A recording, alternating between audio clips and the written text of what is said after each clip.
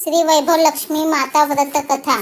एक आटपाट नगर होते। पूर्वी तेथील लोक शेजाऱ्यांशी प्रेमाने वागत बोलत होते, गुणागोविंदाने एकत्र राहत होते. पण आता काळ बदलला होता, त्यामुळे नामस्मरण, भजन, कीर्तन, परोपकार, माया, ममता, सेवा या सत्प्रवृत्तीच्या लयाला जाऊन चोरी, दरोडा, जुगार, सट्टा, मद्यपान, व्यभिचार अशा वाईट गोष्टीच वाढल्या होत्या. अर्थात सर्वच माणसे काही दुराचारी नव्हती. नगरामध्ये काही चांगली माणसेही होती. त्याच गावात कमलिनी पतीसह राहत होती. दोघेही धार्मिक, सत्प्रवृत्त, शांत, सुखी व संतुष्ट होते. कमलिनी संसारात सुखी होती, पण काळाला ते मान्य नसावे. तिच्या भाग्यात भोगही लिहिलेले होते.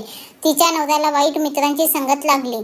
आपणही एका रात्रीत कोट्याधीश व्हावे अशी स्वप्ने तो पाहू लागला. त्यासाठी नको त्या व्यवसायात पडून तो कोट्याधीशाऐवजी भिक्षाधीश झाला. रस्त्यावर भीक मागण्याची पाळी त्याच्यावर आली. अफू, चरस, गांजा यांना तो बळी पडला. दुराचारी मित्रांच्या सहवासाने तो सट्टा, रेस, जुगार खेळू लागला. त्यात त्याने स्वतःजवळच्या सर्व पैशांबरोबर कमलिनीचे दागिनेही घालविले.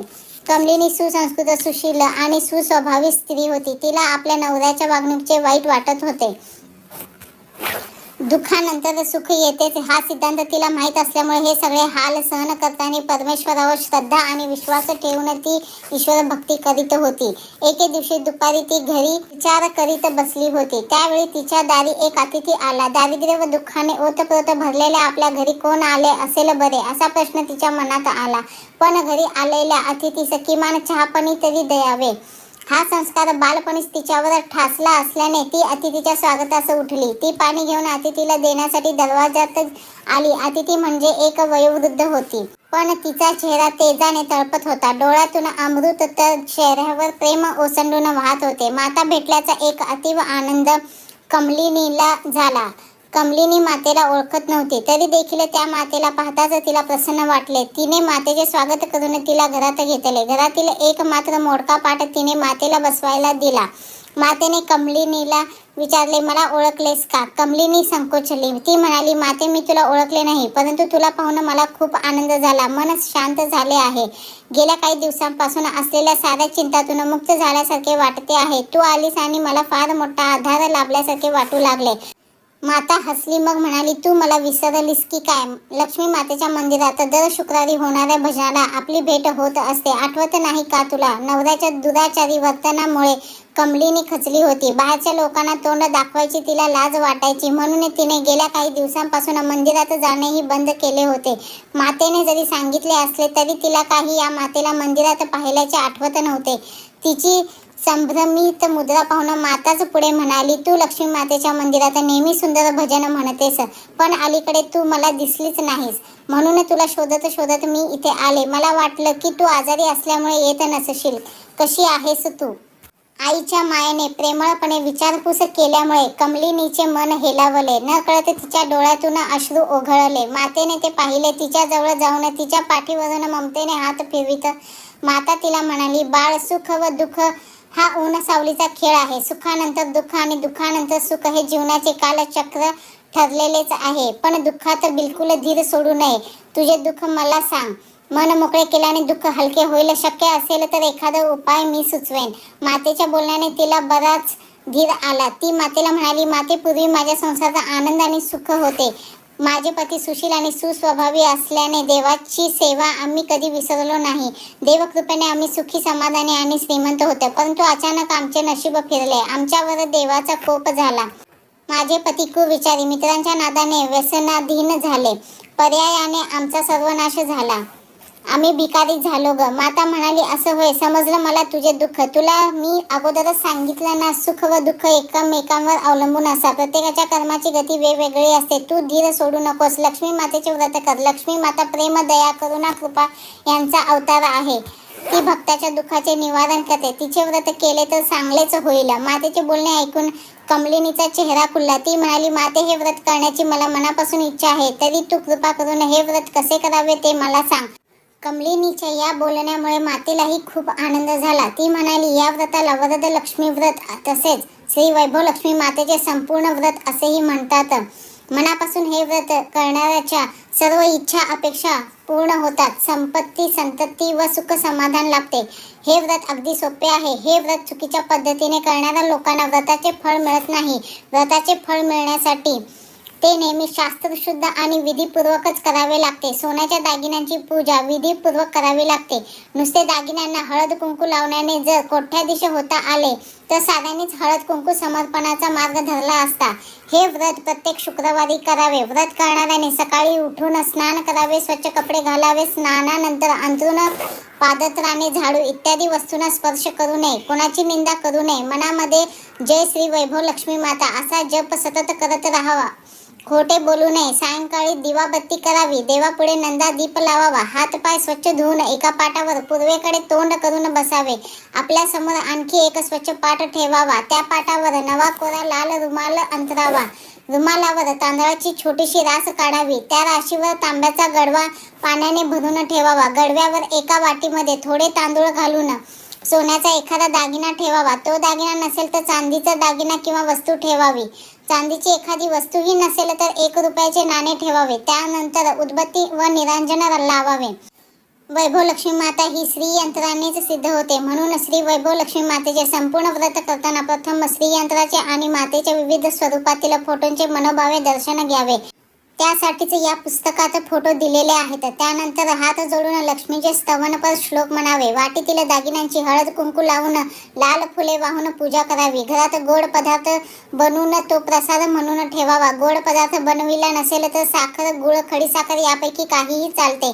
नंतर आरती करावी. आरतीनंतर 11 वेळा मनपूर्वक जय श्री महालक्ष्मी माता असा जप करावा. त्यानंतर आलेल्या भक्तांना प्रसाद वाटावा. वाटीतील दागिना अथवा रुपया काढून घ्यावा. गडव्यातील पाणी तुळशीत ओतावे. विधीत वापरलेले तांदूळ पक्ष्यांना टाकावेत. मातेचे व्रत अशा शास्त्रशुद्ध पद्धतीने केल्यास निश्चित यश मिळते. या व्रतामुळे दुःख, हाल, अपेष्टा संपतात. संपत्ती संतती प्राप्त होते. त्याचप्रमाणे सौभाग्यवतींचे सौभाग्य अखंड राहते. कुमारिकांच्या सर्व इच्छा पूर्ण होतात. मातेने सांगितलेल्या व्रताची शास्त्रशुद्ध पद्धत ऐकून कमलिनीला आनंद झाला. ती मातेला म्हणाली, माते तू सांगितलेले हे व्रत मी याच पद्धतीने करेन. परंतु हे व्रत किती वेळा करावे, या व्रताचे उद्यापन कसे करावे हे ऐकण्यास मी उत्सुक आहे. तरी कृपा करून तू मला ते सांग. मातेला कमलिनीचे कौतुक वाटले. ती सांगू लागली, व्रत चुकीच्या पद्धतीने आणि कसेही करण्यात काहीच अर्थ नसतो.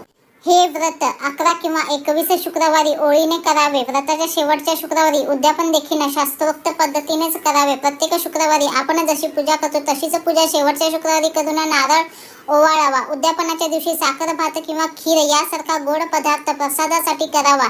नंतर प्रसादाबरोबर 7 किंवा 11 सुवासिनींना वा कुमारिकांना हळद कुंकू लावून श्री वैभव लक्ष्मी माता व्रताची एक पुस्तिका भेट म्हणून द्यावी. सर्वात शेवटी श्री लक्ष्मी मातेच्या फोटोला वंदन करून, हे माते मी मनपूर्वक तुझे व्रत केले आहे. आम्हा सर्वांचे कल्याण कर. माझ्या सर्व चांगल्या इच्छा पूर्ण कर. गरिबांना संपत्ती, निपुत्रिकांना पुत्र दे. सौभाग्याचे कायम रक्षण कर. कुमारिकांच्या इच्छा पूर्ण कर. हे व्रत करणाऱ्या सर्वांना सुखी व समाधानी ठेव अशी मनभावे प्रार्थना करावी. त्यानंतर पुन्हा एकदा मातेच्या धनलक्ष्मी स्वरूपाला श्रद्धापूर्वक नमस्कार करून मातेचा आशीर्वाद घ्यावा. मातेच्या तोंडून लक्ष्मी मातेच्या व्रताची कथा ऐकल्यानंतर क्षणभर कमलिनीने डोळे मिटले आणि मनामध्ये मातेने सांगितल्याप्रमाणे मी लक्ष्मी मातेचे शास्त्रोक्त पद्धतीने 21 शुक्रवार व्रत आणि यथासांग उद्यापन ही करेन असा निश्चय केला. या निश्चयानंतर तिने जेव्हा डोळे उघडले तेव्हा समोर माता नव्हती. तिला आश्चर्य वाटले. तिने आजूबाजूला शोध घेतला पण तिला माता दिसली नाही. त्यामुळे ती माता खरोखरच लक्ष्मी माताच होती याबद्दल कमलिनीची खात्री झाली. कमलिनी स्वतः लक्ष्मी मातेची भक्त असल्यामुळे अडचणीच्या प्रसंगी तिला मार्ग दाखवायला माता समक्ष आली होती. 2 दिवसानंतर शुक्रवार आला. कमलिनी सकाळी लवकर उठली, आंघोळ केली. मग तिने श्रद्धायुक्त अंतःकरणाने जय श्री लक्ष्मी माता असा जप सुरू केला. तिने दिवसभर कोणाविषयी अपशब्द उच्चारला नाही. सूर्यास्त समयी दिवे लागण झाल्यावर तिने पुन्हा एकदा हातपाय तोंड स्वच्छ धुतले. त्यानंतर ती पूर्वेकडे तोंड करून बसली. घरात कोणताच दागिना शिल्लक नसल्यामुळे 1 रुपयाचे नाणे घेऊन तिने वाटीत ठेवले. समोर एक पाट ठेवला. त्यावर रुमाल अंथरला. रुमालावर तांदळाची छोटी रास केली. त्यावर पाण्याचा गडवा ठेवला. गडव्यावर तांदूळ व 1 रुपयाचे नाणे घातलेली वाटी ठेवली. मातेने सांगितल्याप्रमाणे श्री लक्ष्मी मातेचे व्रत केले. घरातील गुळाचा खडा प्रसाद म्हणून ठेवला. नवरा घरी आल्यानंतर तिने हा प्रसाद त्याला दिला. ताबडतोब त्याच्या स्वभावात फरक पडला. त्या दिवसापासून लगेचच त्याने कमलिनीला मारहाण करण्याचे थांबविले. तो पूर्ववत तिच्याशी प्रेमाने वागू लागला. यामुळे तिला अत्यानंद झाला. श्रद्धेबरोबरच शुद्ध भक्तिभावाने कमलिनीने लक्ष्मी मातेचे हे व्रत 21 शुक्रवारपर्यंत केले. शेवटच्या 21व्या शुक्रवारी मातेने सांगितल्याप्रमाणे उद्यापन केले. त्या प्रसंगी प्रसादाबरोबर 7 सुवासिनींना तिने लक्ष्मी मातेच्या संपूर्ण व्रताची एक एक पुस्तिका भेट दिली. त्यानंतर धनलक्ष्मी स्वरूपातील मातेच्या फोटोला वंदन केले आणि मनोभावे म्हटले, हे धनलक्ष्मी माते, मी तुझे व्रत भक्तिभावाने पूर्ण केले आहे. आता तू आम्हा सर्वांचे कल्याण कर. माझ्या सर्व चांगल्या इच्छा पूर्ण कर. गरिबांना संपत्ती आणि निपुत्रिकांना संतती दे.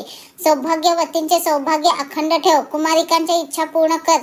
तुझे व्रत करणाऱ्या सर्वांना सुखी ठेव. आम्हा सर्वांना सत्वशील बनव, अशी तिने मनपूर्वक प्रार्थना केली. या प्रार्थनेनंतर तिने परत एकदा धनलक्ष्मी मातेला वंदन करून तिचा फोटो आपल्या डोळ्यांना लावला. अशा शास्त्रशुद्ध पद्धतीने कमलिनीने व्रत केल्यामुळे तिला ताबडतोब त्याचे फळ मिळाले. तिच्या नवऱ्याच्या वर्तनात बदल झाला. कुविचारी मित्रांची संगत त्याने सोडली. त्याच्या राहण्यात, वागण्यात, बोलण्यात फरक पडला. तो सुधारला. पुन्हा पहिल्यासारखा भरपूर कामधंदा करू लागला. त्याला अपेक्षेपेक्षाही अधिक पैसा मिळू लागला. तो कमलिनीचे गहाण ठेवलेले दागिने सोडू शकला. या व्रतामुळे त्याच्या घरात पूर्वीसारखीच सुख, समाधान, शांती निर्माण झाली. कमलिनीचे दारिद्र्य गेले. तिचा नवरा सुधारला. शांती निर्माण झाली. गेलेले वैभव ती परत मिळवू शकली. हे तिच्या शेजारी पाजारी राहणाऱ्या स्त्रिया पाहत होत्या. त्यांनी हे व्रत करण्याची आपली इच्छा कमलिनीला सांगितले. कमलिनीनेही सर्व व्रतविधी सांगितला. व्रत समजावून घेऊन त्यांनीही हे व्रत सुरू केले. हे लक्ष्मण, सर्वांना कमलिनीप्रमाणे फळ दे. सर्वांच्या इच्छा पूर्ण कर. तुझा त्रिवार जय जयकार असो. श्री वैभव लक्ष्मी माता व्रत कथा संपूर्ण.